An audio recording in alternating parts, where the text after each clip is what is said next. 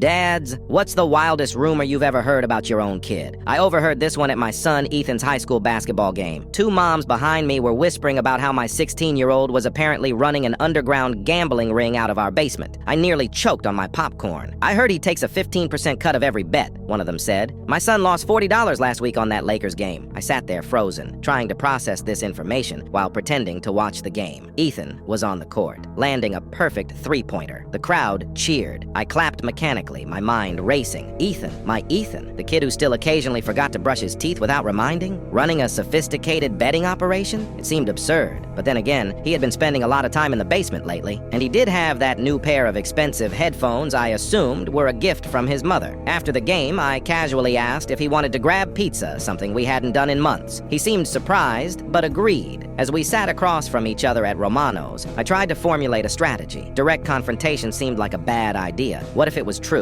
What if my son was turning into some teenage Tony Soprano? So, how's school going? I started lamely. Fine, he replied, the universal teenage answer to everything. Making good money these days? I blurted out, immediately regretting my lack of subtlety. His eyes widened slightly. What do you mean? Those new headphones? Birthday gift from your mom? He looked down at his pizza. No, I bought them. My heart sank. With what money, Ethan? Your allowance barely covers your data plan. There was a long pause. I could see him calculating something in his head. Dad, I've been tutoring some guys from the team in math. They pay me $20 an hour. It sounded plausible. Ethan was in advanced calculus, but something didn't add up. In our basement? I've never seen anyone come over. His face flushed. Well, sometimes we do it online. And sometimes, he trailed off. Sometimes what, Ethan? Sometimes I help them with their predictions. Predictions? He sighed deeply. Statistical analysis for games. I'm really good at calculating probabilities and trends. The pieces clicked together. My son wasn't running a gambling ring. He was the analytics behind it. Somehow, that felt worse. So you're helping other kids place bets? Do you realize that's illegal? I'm not placing bets, he protested. I'm just giving them information. What they do with it is their business. I put down my pizza. Ethan, that's like saying you just gave someone a gun but didn't pull the trigger. His face crumpled a bit. I hadn't seen that expression since he was much younger. I just wanted to be valuable, to contribute something. Everyone at school has these special talents, and I'm just the math nerd. That hit me hard. When had my confident little boy started feeling like he needed to prove his worth? You turned your talent into something useful, I acknowledged, but you're using it the wrong way. Over the next hour, we talked more openly than we had in years. I learned how his statistical models had become legendary among his peers, how he'd started charging for his insights when demand got too high, how the power of being needed was intoxicating. The next day, I called a buddy who worked in sports analytics for a professional team. By the following week, Ethan had an unpaid internship running numbers for them after school. The basement betting operation shut down. The rumors eventually faded. But that night at Romano's changed something between us.